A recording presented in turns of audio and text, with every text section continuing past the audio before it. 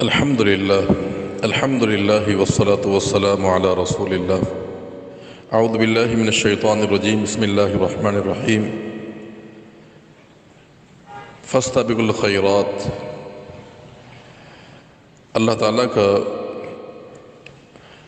ارشاد گرامی ہے کہ تم نیکی کاموں میں سبقت کرو.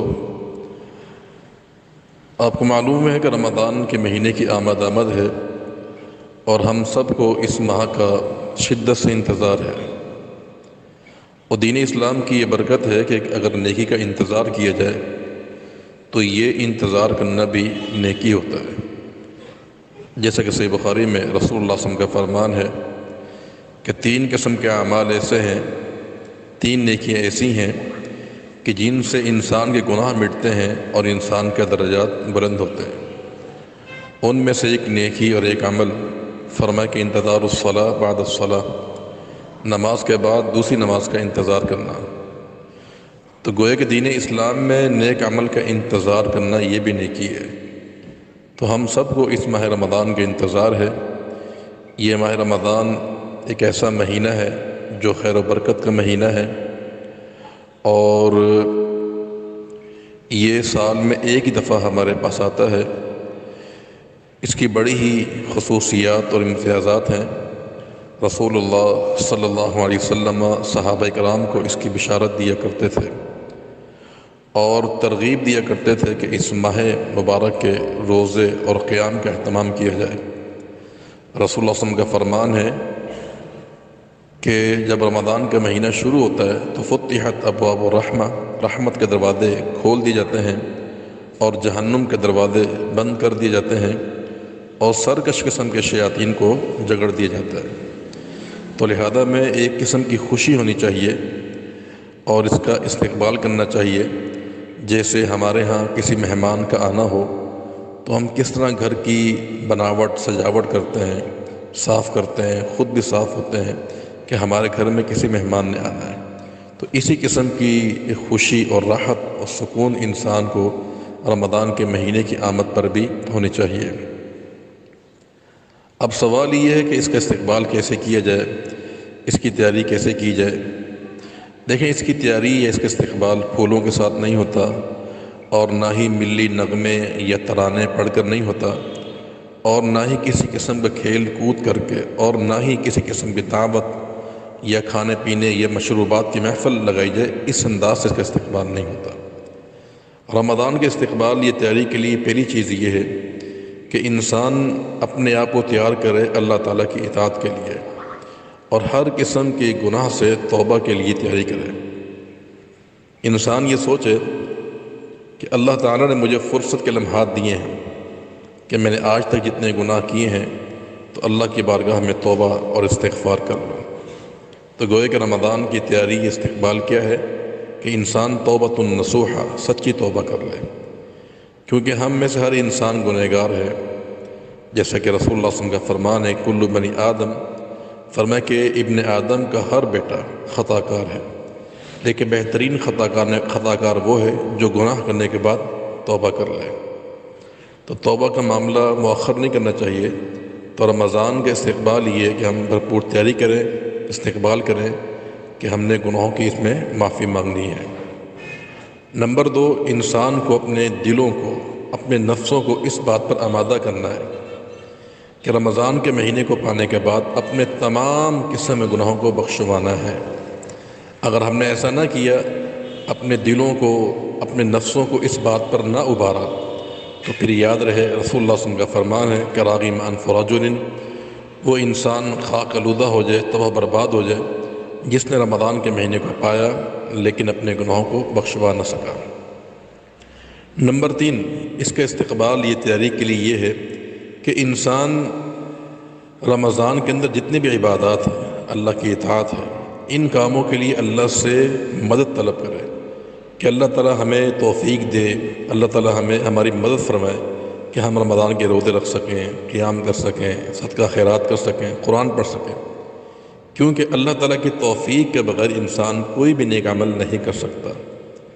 صحابہ کرام کہا کرتے تھے کہ اگر اللہ تعالیٰ کی توفیق نہ ہوتی تو ما صلینا، نہ ہم نماز پڑھ پاتے، نہ صدقہ کر سکتے تھے اور نہ روزے رکھ سکتے تھے۔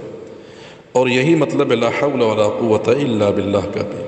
تو اس لیے رمضان کی تیاری میں یہ بات ضرور شامل کیجئے کہ رب العالمین سے معاونت، اللہ کی مدد طلب کرنی ہے نیک کاموں کو سر انجام دینے کے لیے۔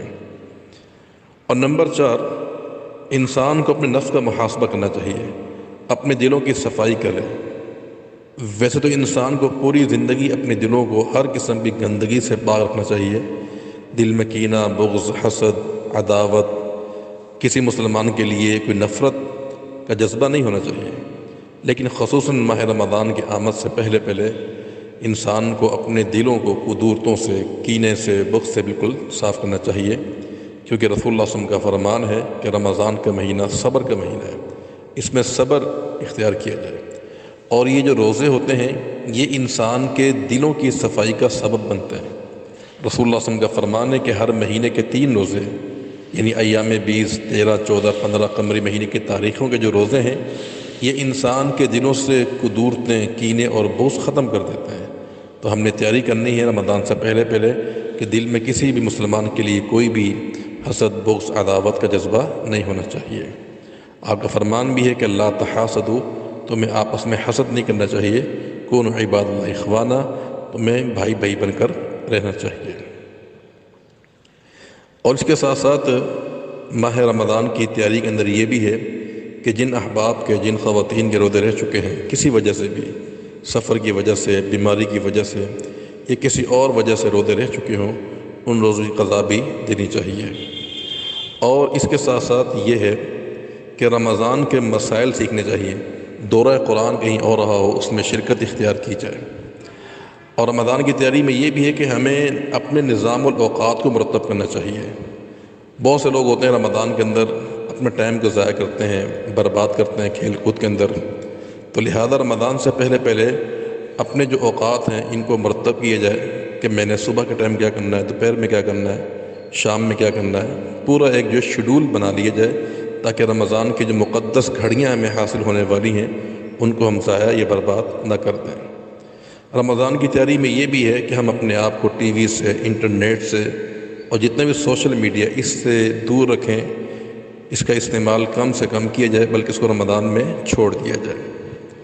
رمضان کی تیاری میں یہ بھی ہے کہ رمضان سے قبل ہی عید کی شاپنگ کر لی جائے۔ ہمارے ہاں لوگ رمضان کے مہینے میں خصوصاً جو رمضان کا آخری عشرہ ہے اس کو بازاروں میں گزار دیتے ہیں۔ یہ بہت بڑا المیہ اور افسوسناک عمل ہے کہ جس قدر یہ ماہ مقدس عظیم ہے، بہترین مہینہ ہے، خیرات کا اور نیکیوں کا موسم ہے، ہم اس کو اسی قدر اس کی ناقدری کرتے ہیں، ناشکری کرتے ہیں۔ تو شاپنگ وغیرہ جو ہے وہ رمضان سے پہلے کر لی جائے، بعد میں رمضان کی ان گھڑیوں کو، ان اوقات کو بازاروں میں نہ گزارا جائے۔ رسول اللہ صلی اللہ علیہ وسلم کا فرمان ہے احب البلاد الی اللہ مساجدها، اللہ تعالیٰ کے نزدیک سب سے پسندیدہ جگہ جو ہے وہ مساجد ہیں اور بدترین جگہ جو ہے وہ بازار ہوا کرتے ہیں۔ رمضان کی تیاری میں یہ بھی ہے کہ ہمیں رمضان کے مہینے کے اندر غربا، مساکین کا خیال کرنا چاہیے۔ بہت سے بیچارے ایسے لوگ ہوتے ہیں کہ انہیں افطاری کا سامان مہیا نہیں ہوتا ہے اور سحری کا انتظام نہیں ہوتا، تو رمضان سے پہلے ان کے گھروں کے اندر راشن پہنچا دیا جائے، جو ان کی ضرورت زندگی ہے اس کو پورا کر دیا جائے۔ اور آخری بات یہ ہے کہ رمضان کے اندر ہمیں تبدیلی آنی چاہیے، ہمیں پہلے سے بہتر اور بہتر سے بہتر بننے کی کوشش کرنی چاہیے۔ اللہ تعالی ہمیں توفیق عطا فرما دے، اللہ تعالی ہمیں توبۃ النصوحہ کرنے کی توفیق عطا فرما دے، اللہ تعالی ہمیں ماہ رمضان میں قیام کی روزہ رکھنے کی توفیق عطا فرما دے، اللہ تعالی ہمیں اپنا فرما بردار بنا لے۔ السلام علیکم ورحمۃ اللہ وبرکاتہ۔